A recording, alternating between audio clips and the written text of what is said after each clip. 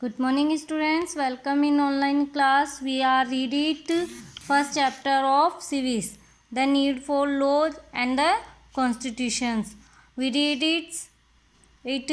India attained independence from the British rule 15 August 1947 and we celebrated Independence Day and the needs for laws.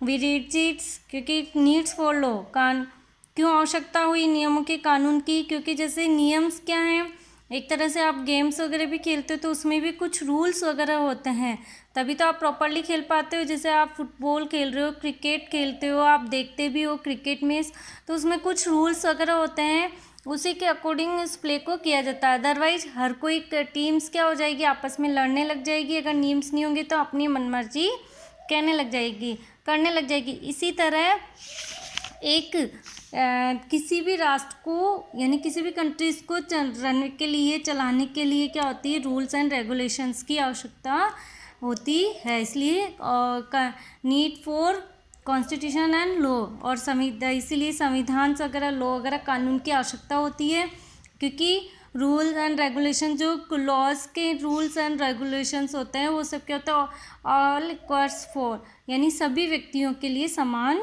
होते हैं। तो we read it in previous class infopables. We read it 26 January 1914 in force our Indian constitutions.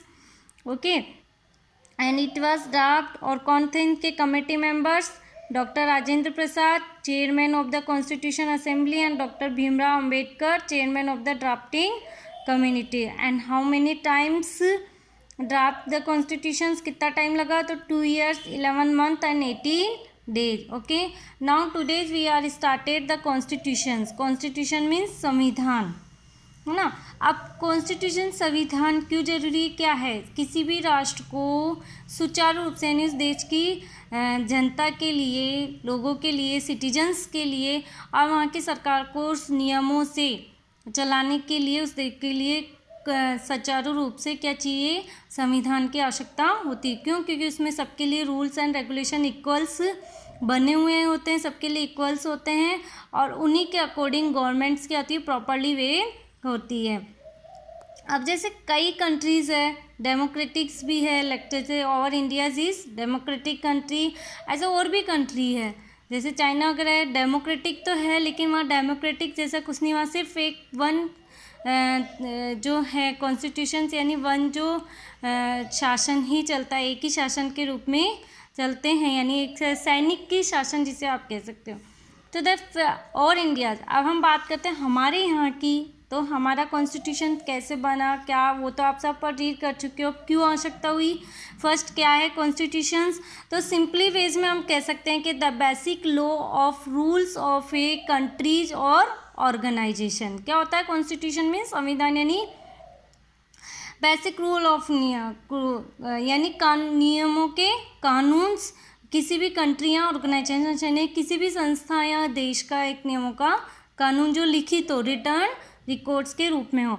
देखिए, the constitution is a collection of those rules and regulation according to which the administration to a state is carried out. Underline कर लेना क्या है, the constitution is a collection of those rule and regulation according to which the administration of state, यानी उस प्रशासन का, उस राज्य का, उस देश का क्या वो प्रशासन सुचारू रूप से कैरीड यानी चल सके नियमों और विनियम के आधार पे।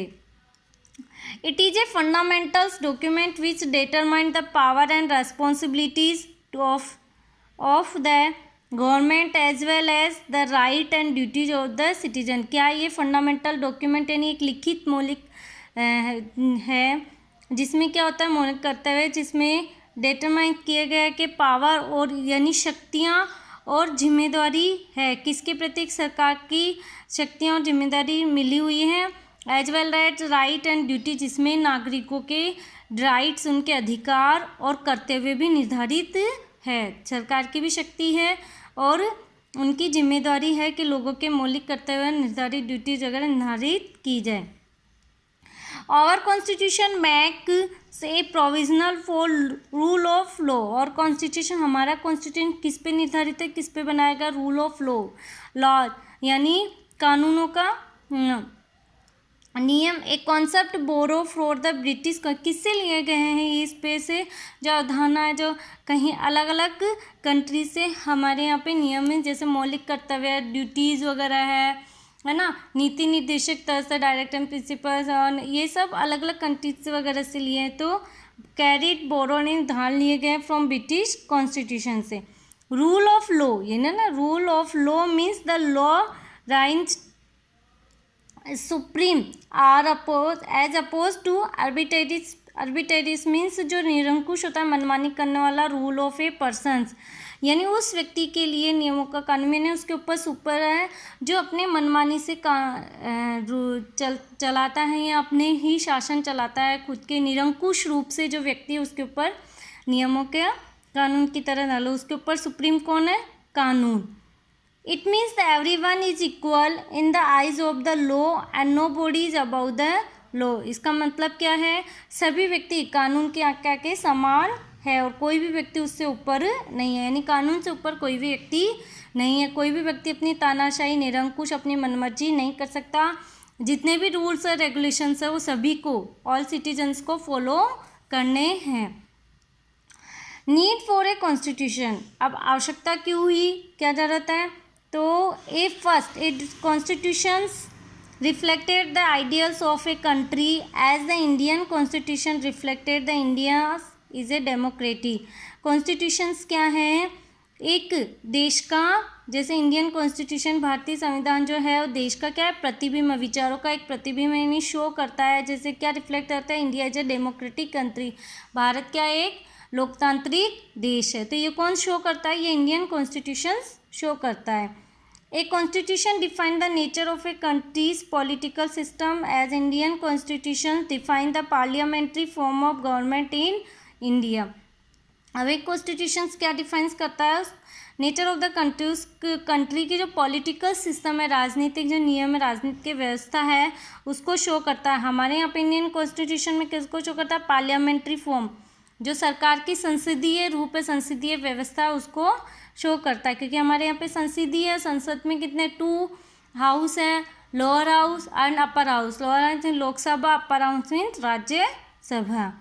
अब एक constitution empowers the government to frame the laws for governance a without the law anarchy prevails leading to the downfall of the country. अगर कॉन्स्टिट्यूशंस क्या है? एक सरकार की शक्ति के रूप में है, यानी सरकार को क्या है? द लॉ ऑफ गवर्नेंस यानी विदाउट कानून के, विदाउट नियमों के सरकार चल ही नहीं सकती। क्योंकि इस तरह से हर व्यक्ति ना कि यानी मनमानी तरीके से निरंकुश रूप से क्या कर सकता है? देश को पतन की तरफ ले जा सकता है, उसे गिरा सकता है। तो गवर्नमेंट्स को चलाने के लिए, सरकार को चलाने के लिए एक लॉ यानी नीड्स की कानून की आवश्यकता होती है और उन्हीं का एक पूरा जो रूप है वो क्या है? कॉन्स्टिट्यूशंस है। ठीक है, क्योंकि इसमें रूल्स एंड रेगुलेशंस है और फंडामेंटल राइट्स है, राज्यों के बारे में है, स्टेट्स वगैरह के बारे में है, और जो फंडामेंटल ड्यूटीज़ वगैरह है वो सब इंक्लूड है सिटीजन्स की। इसके साथ ही किस तरह से आप गवर्नमेंट्स को सुचारू रूप से चला सकोगे, कैरिड आउट कर सकोगे, कन्वे कर सकोगे, तो वो सब इसके अंदर इंक्लूड है। Okay students, now read this chapters today and read next class role of the constitution and determine the legitimacy of the law. अब आपके जो जितना भी मैंने रीड्स करवाया इस चैप्टर में, इसके अलावा इन्फोपेबल्स जितनी भी है आपकी चैप्टर सीरीज में फर्स्ट में जितनी भी इन्फॉर्मेबल्स है वो सब लर्न करनी है आपको, क्योंकि आपके सिटीज़ में वो आएगा। आपकी जो रिटर्न सिटी है ना, पेन पेपर टेस्ट, उसमें यही सारी इन्फोपेबल्स आएगी मीन्स इनको लर्न करना है, राइट करना। Okay student, thank you, read this chapters.